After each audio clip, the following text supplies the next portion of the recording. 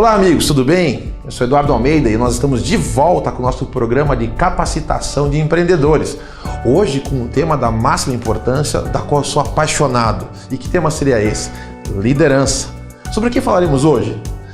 Falaremos sobre o papel do líder, o que o líder pode fazer numa organização, a importância que ele tem frente a seu time, frente ao mercado, frente à causa que ele representa e também acabaremos com alguns mitos recorrentes que hoje sustentam a ideia do que é ser um líder no mercado e que estão prejudicando muita gente porque existe uma crença ilimitante sobre o que é o líder e o papel que ele tem que fazer. Então hoje nós vamos trabalhar todos esses elementos ajudando você a atingir a sua alta performance enquanto líder.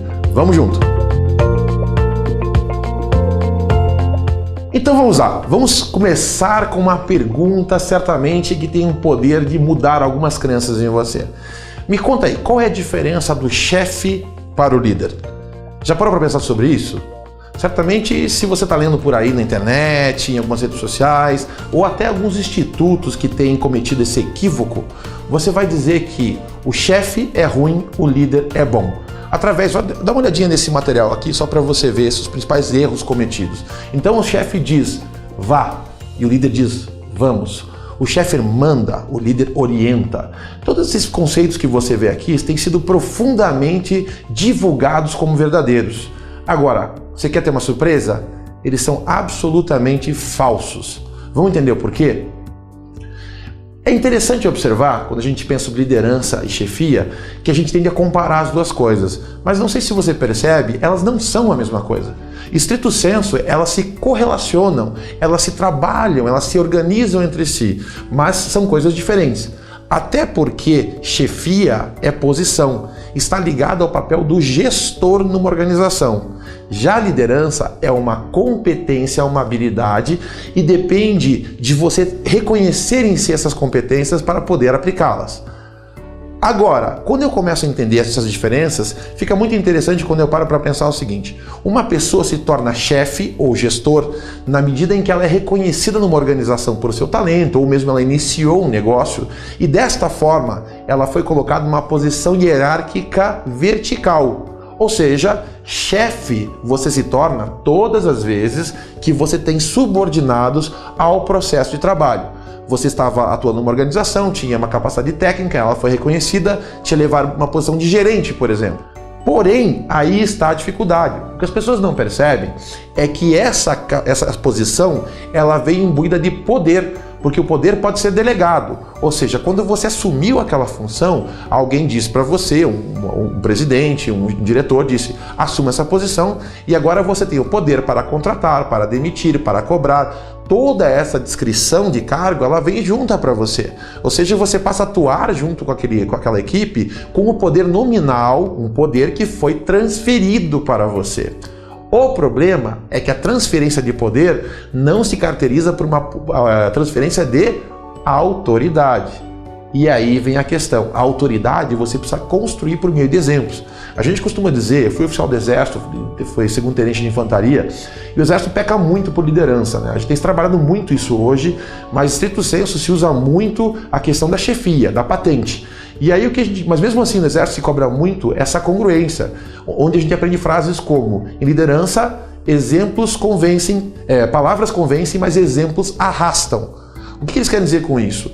Que a autoridade da chefia ela é construída por meio da liderança. E isso só vai acontecer por um elevado grau de consonância entre o que você fala e o que você faz.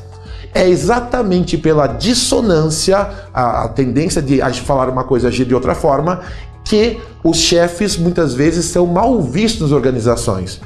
E por que isso acontece, meu querido? Porque você foi elevado à posição de chefe sem ser preparado para ser um líder. Então, no mundo ideal, um chefe ele tem a posição de chefia, o poder, mas com ela vem dentro dele a autoridade, construída por meio das habilidades, da competência de liderar a equipe, motivando, desenvolvendo, orientando equipes para que elas queiram fazer o que fazem, conseguindo assim atingir elevados padrões de excelência. Porém, não é o que acontece via de regra no mercado.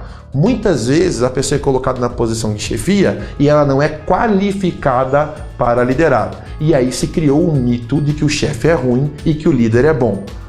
Por outro lado, existem muitas pessoas que têm a competência da liderança, mas que não estão nesse momento exercendo a posição de chefia. Ou seja, essas pessoas têm a habilidade de influenciar, são motivadores naturais, são pessoas que têm carisma frente aos demais e exercem uma forte influência no grupo, nem sempre para o bem.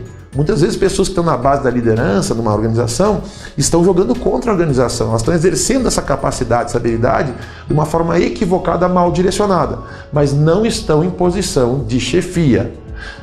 Qual seria o ideal então? O ideal seria que você assumisse o seu papel de chefe numa posição, sabendo as entregas que tem que fazer, compreendendo o seu papel, compreendendo a gestão que você tem que fazer, não obstante, tendo a habilidade de liderar pessoas, tendo a habilidade de desenvolver pessoas. O melhor cenário é aquele em que o papel do gestor e chefe se molda, se aglutina com o papel do líder.